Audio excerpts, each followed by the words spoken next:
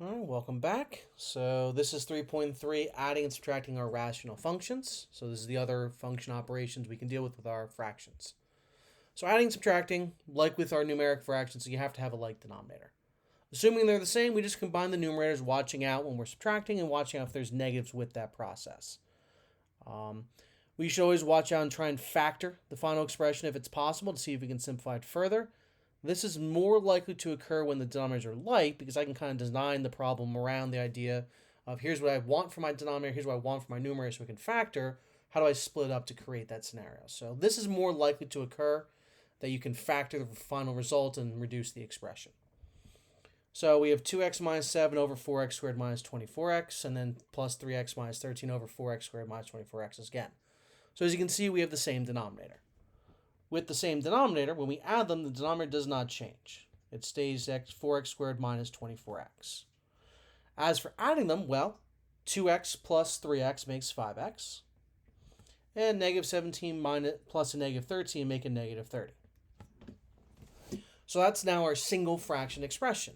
But we have to check, can this factor? Can this reduce further? Well, we can factor out a 5 from the numerator, leaving x minus 6. The denominator, it's a quadratic because it's got an x squared, but it's not a trinomial, so we can't apply those methods. Instead, we focus more on they have something in common. They both have a 4x in common. Take a 4x out, leaving also an x minus 6. So we're able to cancel out the x minus 6's. This gives us 5 over 4x for our final answer. Our excluded values would have been, again, the x cannot equal 0, or a 6, the original denominator, both the 4x that's left over and the x minus 6 that canceled out. Now, when subtracting, you do need to be very careful. When you're subtracting, you want to make sure you're properly distributing the negative to both the 4x and the 12. A lot of times, to avoid mistakes, what I'll do is I will purposely rewrite as a plus sign. So instead of subtracting, I'm going to add, and I'm going to make it a negative 4x minus 12. I'm just going to distribute the negative to both of them right off the bat, making it a little bit less likely that I'm going to not combine like terms correctly. So again, adding the top, 7x plus a negative 4x is 3x. 9 plus a negative 12 is negative 3. And then again, we can go ahead and factor. Recognize we can take a 3 out of the top, leaving x minus 1. Factor in the bottom would be x plus 5 and x minus 1, so we can recognize the x minus 1's cancel. Our final result is 3 over x plus 5. And again, our excluded values, the leftover x plus 5 means we can't equal negative 5. And the x minus 1 that cancels means we can't equal positive 1 either. So that's our final answer for both of those. So if we already have a like denominator, life's pretty easy. Now, if they're unlike, we are going to have to make them the same. Typically, for these kind of problems, we're just going to really multiply by the opposite denominator. However, if you need to factor the denominator, just make sure you do so because they might already have something in common. You don't want to multiply by things they already have in common. That would just make the problem more complicated. But a more straightforward example where just like, an x plus 2, x minus 5 kind of thing, there's obviously nothing to factor. Just multiply by the opposite, and that'll give you the same denominators here. You should still look to see in your final answer, can you factor the resulting numerator, see if anything can reduce. However, these problems are generally less likely for that to occur. It's still possible, but it's generally not by design. It's just kind of like a happy coincidence when it happens. All right, so again, in this case right here, first thing I'm going to do is I'm going to write this as plus a negative 4, again, so I can avoid a possible dropping of a negative sign and messing that up. I will always do that for our subtraction problems. As you can see, x plus 5 and x plus 2 have nothing in common. Yeah, they both have x's, but since it's an adding expression, they're not technically considered common terms. So we have to multiply by the opposite expression. So the 3x multiplies by x plus 2 to both top and bottom. And then the negative 4 multiplies the x plus 5, again, to top and bottom. Due to the fact that it's possible we might be able to factor the numerator and cancel with the denominator, I'm going to leave the denominator in its factored form, but I am going to need to distribute and combine like terms for the numerator because they have the exact same denominators. I can actually add them together. So I'm going to combine them into 1. 3x times x plus 2 is 3x squared plus 6x. And the negative 4x plus negative 4 times x plus 5 is a negative 4x minus 20. giving us 3x squared plus 2x minus 20 for our final result over the x plus 5 and the x plus 2. As for that resulting quadratic 3x squared plus 2x minus 20, that does not factor.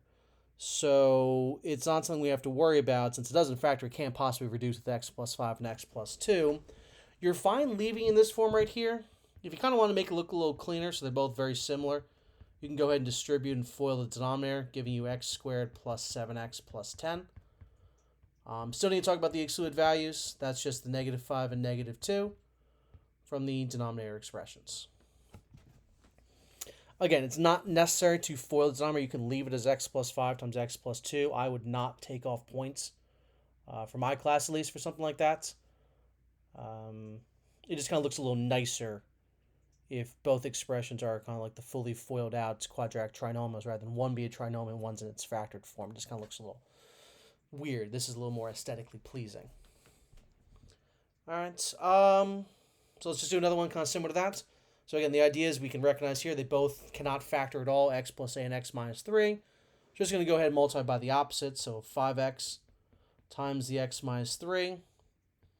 And the x plus 8 also multiplies by the x minus 3.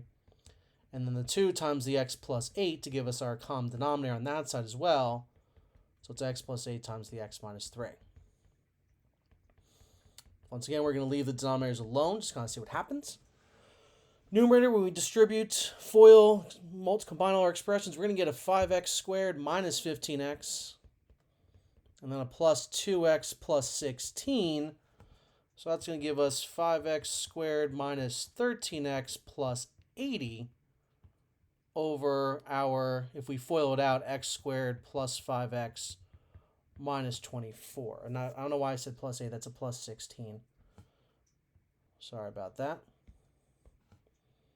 I know I wrote 80 because I was thinking of like just seeing if it can factor doing 5 times 16 as the 80 there, but it's still plus 60 in that spot. And again, as far as can it possibly factor, no, it can't go any further from there. That's as far as that goes there. So it can't factor reduce down with the x plus 8 or the x minus 3. The x minus 3 is the only thing that would definitely not work because that can't be a factor based on it being a 16 at the end. The plus 8 could work, but that would only be if the other term was a 5x plus 2, and that would not give us what we're looking for with the negative 13x in the middle. So we know that's it. Again, exclude values. X can't equal the negative 8 from the x plus 8 or the 3 from the x minus 3. All right, so that's our adding and subtracting of our rational functions. Like I said, it's very rare, though it is still possible. I think I've encountered like, one out of every like 100 questions really, where they're unlike denominators, you get them combined together and they can actually factor and cancel from there. So it's generally a rarer circumstance, but always just still look at, can you factor the numerator in any way? And if you can it reduce with the denominator? You're always looking to make sure your final answer is in the simplest form possible. All right, so those are your different rational expressions. So we're going to get into the idea of solving equations with these rational functions next. That's going to be kind of based on this idea of a common denominator, because with solving, we'll typically have fractions that have different denominators. We'll kind of need to make them the same in order to solve it out. So I'll see you guys next time for that video.